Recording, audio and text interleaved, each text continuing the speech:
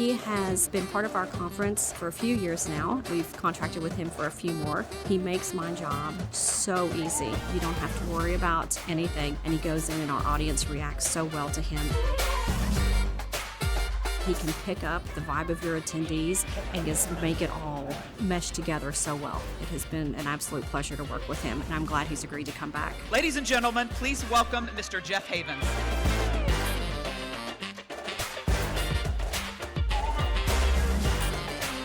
Being innovative, being creative, coming up with solutions to problems, exploiting opportunities is not hard. We just make it sound like it's hard sometimes. Meaning is more important than having a good time. It is more important than perks. It is more important than money. And if you can package what you do in a way that shows people that it will make something meaningful happen in their lives, then you will have built the keystone of a winning customer experience. The most important sentence for young people to understand if you want to have a happy career anywhere that you ever work is, advancement is a process, it is not a right. Would you like the people you work with to scamper down alternate hallways when they see you coming? All of his content is highly relevant, and again, it's just very entertaining, which makes them fantastic. Jeff does a phenomenal job. Something strange about how you just basically drive things home. It opens up eyes. We sometimes talk about innovation as though it requires you to have a completely new way of thinking. That is absolutely not true. You want innovation in 4 words? This is the entire process. Ask, think, do, and repeat. That is all it is. That is all it ever has been. And every single one of you not only has been doing it your entire life, but can do it anytime you want, with anything you want. If you want to speed up, if you want to see your business blowing past your competition because you are coming up with new and better ideas at a faster rate than they are, if this is actually genuinely important to you, you first have to slow down. I think it was all very relevant and very good information, but I love to laugh. And anything that makes you laugh engages you and keeps your interest and helps you learn. This is going to be a very good time. We are going to focus, folks, on leadership, or as I like to call it, bending others to your will. You don't have to write anything down today, but if you did, one sentence I want you to take away from today, it's this one: other people are annoying.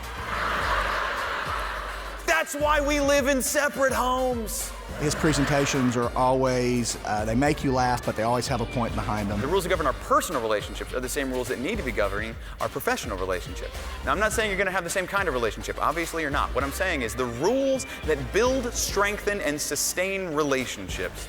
Active listening, mutual respect, paying attention to your tone of voice, being open-minded, having an open door policy. Those are exactly the same, whether you're talking about dealing with your kids, your spouse, your friends, your family, your colleagues, your bosses, or your employees. I think a lot of times we forget to focus on the mission of the company, and we spend too much time trying to make people feel good about themselves and not enough time making them feel important. We need to be doing both of these things if we want engaged employees. He's different than anybody that you've ever met. I enjoyed the energy, the humor, the laughter. Had a lot of fun with it, real excitement, and then he brings back a really good message. I think it really sets the tone for what we're trying to do in our organization. We got the internet, and young people, you don't even know. For a decade, we used the internet like this. Don't pick up the phone, please.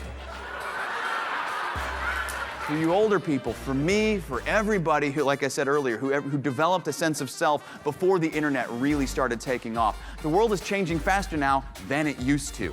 For all the young people today, though, the world is changing at exactly the same speed that it always has. Positive comments, very positive feedback, so it really fit in with exactly what we do at this conference. We have been striving for millennia to make the world smaller. And ironically, at the exact same time that we got it just about as small as we are ever likely to make it, the world got too big. That is the new reality.